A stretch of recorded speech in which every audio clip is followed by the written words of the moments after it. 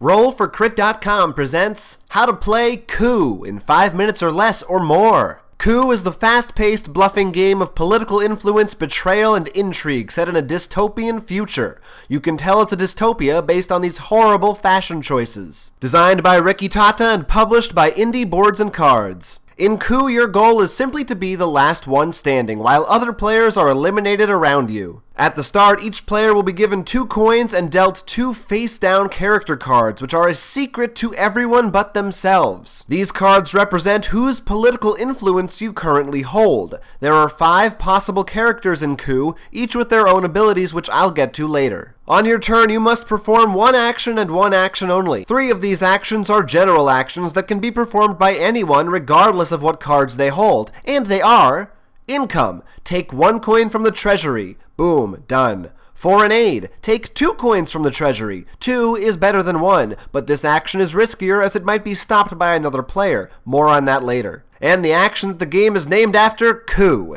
If you have 7 coins, you can spend those 7 coins to immediately knock out one of another player's influence cards, their choice. There is no way to block this action. If a player's influence card is lost because of a coup or other action, it goes face up and can no longer be used in the game. If both their influence cards are face up, that player is out of the game completely. If a player ever has 10 or more coins in their possession, it is mandatory that they perform a coup action on someone else. So those are your basic actions, but as I said earlier, each character card has its own special actions, and they are as follows. The Duke's action is to take 3 coins from the treasury. A player may also claim to be the Duke out of turn in order to block someone else from using the basic foreign aid action. The Assassin can spend 3 coins to take out another player's influence card, similar to a coup action. The Captain can steal 2 coins from another player, and it also protects a player from other captain stealing attempts if they have one. The Ambassador lets you take new character cards. Draw 2 cards from the court deck,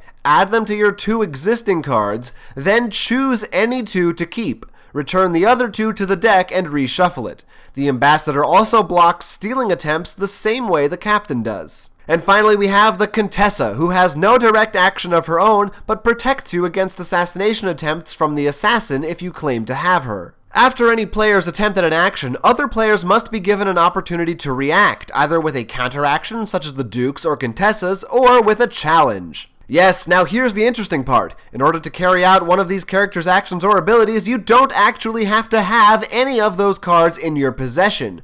This is where the bluffing comes in. On a player's turn, they can technically choose any single action they want from the list of available actions, no matter what. The only caveat is that any other player may then challenge their claim if they think that player is lying about what they have. When a challenge is issued, the challengee has the option of revealing one of their cards to prove that they did in fact have what they claimed they had. If they don't have that card, or if they just don't want to show others what they have, they lose the challenge and lose 1 influence card of their choice either way.